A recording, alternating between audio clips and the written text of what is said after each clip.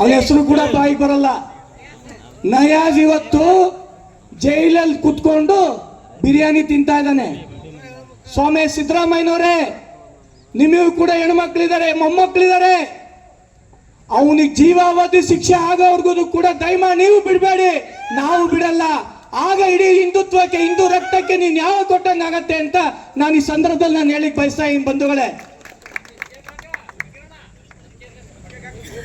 ಕನಿಷ್ಠ ಒಂದು 25 ಲಕ್ಷ ಆದ್ರೂ ಪರಿಹಾರ ಕೊಡೋವರೆಗೂ ಕೂಡ ನಾವು ಈ ಒಂದು ಸ್ವಾತಿ ಹತ್ಯೆನ ನಾವು ಬಿಡಲ್ಲ, ಅವ್ರಿಗೆ ನ್ಯಾಯನ ಒದಗಿಸ್ತೀವಿ ಅಂತ ಸಂದರ್ಭದಲ್ಲಿ ಹೇಳ್ತಾ ನಾವೆಲ್ಲರೂ ಕೂಡ ಸೇರಿದ್ದೀವಿ. ಅನೇಕ ಮಠಾಧೀಶರು ಇಲ್ಲಿ ಯಾಕೆ ಬಂದಿದ್ದಾರೆ ಅಂತಂದ್ರೆ ಅವರೆಲ್ಲರೂ ಕೂಡ ಹಿಂದುತ್ವ ಯಾವಾಗಾದ್ರೂ ಕಷ್ಟ ಸಿಕ್ಕಂತ ಸಂದರ್ಭದಲ್ಲಿ ನಾವೆಲ್ಲರೂ ಕೂಡ ಹಿಂದುತ್ವ ಜೊತೆ ಇದೀವಿ ಅಂತ ಇಡೀ ನಮ್ಮ ಋಷಿಮುನಿಗಳೆಲ್ಲರೂ ಕೂಡ ಬಂದಿದ್ದಾರೆ.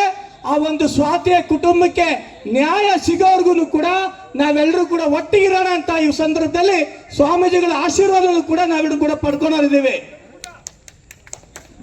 4% ಮುಸಲ್ಮಾನರಿಗೆ ಮೀಸಲಾತಿ ಗುತ್ತಿಗೆಯಲ್ಲಿ ನಾನು ಅವ್ರಿಗೆ ಕೇಳಲಿಕ್ಕೆ ಇಷ್ಟಪಡ್ತಾ ಇದ್ದೀನಿ.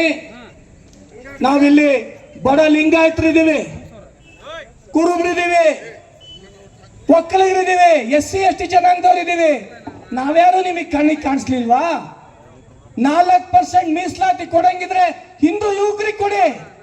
ಯಾಕೆ ಮುಸಲ್ಮಾನರಿಗೆ ಮಾತ್ರ ಕೊಡ್ತೀವ್ರಿ? ಹಿಂದೂಗಳು ಯಾರು ನಿಮಗೆ ಓಟ್ ಹಾಕಿಲ್ವಾ?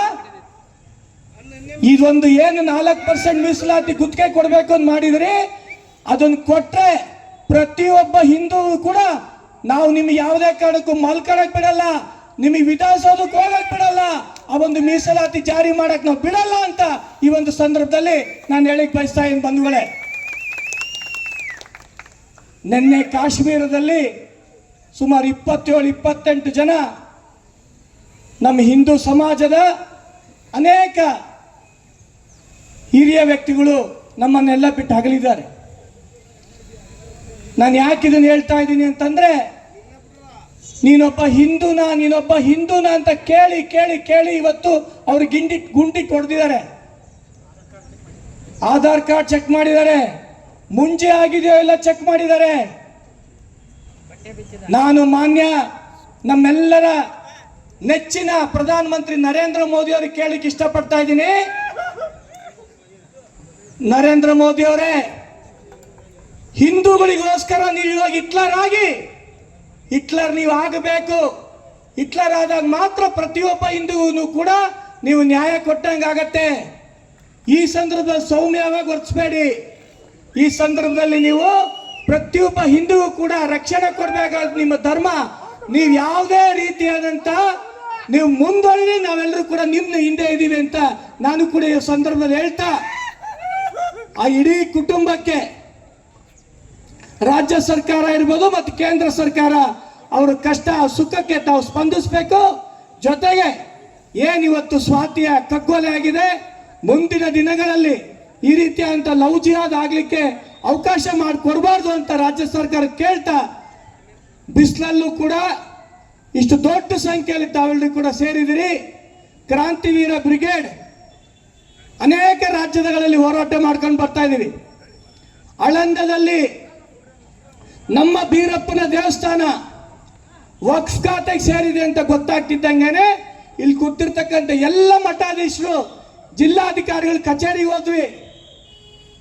ನಾಳೆ ಎಲ್ಲ ನಾಡ್ದೊಳಗೆ ಆ ಏನು ಆಳಂದ ಸೌಳಗಿ ಮಠ ನೀವು ಅದು ವಕ್ಫ್ ಖಾತೆಯಿಂದ ತೆಗೀಲಿಲ್ಲ ಅಂತ ಆಯ್ತು ಅಂದ್ರೆ ನಾವು ಅಹೋರಾತ್ರಿ ಧರಣಿ ಮಾಡ್ತೀವಿ ಅಂತ ಇಡೀ ಸ್ವಾಮೀಜಿಗಳೆಲ್ಲ ಕೂತಂತ ಸಂದರ್ಭದಲ್ಲಿ ಈ ಸ್ವಾಮೀಜಿಗಳಿಗೆ ನ್ಯಾಯ ಕೊಟ್ಟು ಒಂದೇ ದಿನದಲ್ಲಿ ಆ ಒಂದು ಖಾತೆಯನ್ನು ಬದಲಾವಣೆ ಮಾಡಿ ಮತ್ತೆ ಅದೇ ದೇವಸ್ಥಾನ ಕೊಟ್ಟಂಥದ್ದು ಈ ಎಲ್ಲ ಸ್ವಾಮೀಜಿಗಳ ನೇತೃತ್ವದಲ್ಲಿ ಕ್ರಾಂತಿವೀರ ಬ್ರಿಗೇಡಿನ ಹೋರಾಟಕ್ಕೆ ಸಂದ ಜಯ ಅಂತ ಈ ಸಂದರ್ಭದಲ್ಲಿ ಹೇಳ್ತಾ, ಎಲ್ಲ ಹಿಂದೂ ಸಮಾಜದ ಕೂಡ ಕಷ್ಟ ಅಂತ ಬಂದಂತ ಸಂದರ್ಭದಲ್ಲಿ ಕ್ರಾಂತಿವೀರ ಬ್ರಿಗೇಡ್ ನಾವು ಯಾವತ್ತೂ ಕೂಡ ಇಲ್ಲಿ ಇದ್ದೇ ಇರ್ತೀವಿ. ಪ್ರತಿಯೊಬ್ಬ ಹಿಂದೂವಿನ ಕಷ್ಟಕ್ಕೂ ಕೂಡ ಕ್ರಾಂತಿವೀರ ಬ್ರಿಗೇಡ್ ಎಲ್ಲ ಮಠಾಧೀಶರ ನೇತೃತ್ವ ಮತ್ತು ನನ್ನ ತಂದೆ KS ಈಶ್ವರಪ್ಪನವರ ನೇತೃತ್ವದಲ್ಲಿ ನಿಮ್ ಜೊತೆ ನಾವ್ ಇರ್ತೀವಿ ಅಂತ ಈ ಒಂದು ಸಂದರ್ಭದಲ್ಲಿ ಹೇಳ್ತಾ, ಬಿಸಿಲಿದ್ರು ಕೂಡ ತಾವೆಲ್ಲರೂ ಕೂಡ ಇಷ್ಟೊಂದು ಶಾಂತಿಯಾಗಿ ತಾವೆಲ್ಲರೂ ಕೂಡ ವರ್ತಿಸಿದಿರಿ. ನಿಜಕ್ಕೂ ಆ ಸೋದರಿ ಸ್ವಾತಿಗೆ ಖಂಡಿತವಾಗಿ ಅವಳ ಆತ್ಮಕ್ಕೆ ಶಾಂತಿ ಸಿಗತ್ತೆ, ನಮ್ಮ ಹೋರಾಟಕ್ಕೆ ಜಯ ಖಂಡಿತವಾಗಿ ಸಿಕ್ಕೇ ಸಿಗತ್ತೆ ಈ ಸಂದರ್ಭದಲ್ಲಿ ಹೇಳ್ತಾ ಮತ್ತೊಮ್ಮೆ ತಮ್ಮೆಲ್ಲರೂ ಕೂಡ ಹೊಂದಿಸ್ತಾ ಭಾರತ್ ಮಾತಾ ಕಿ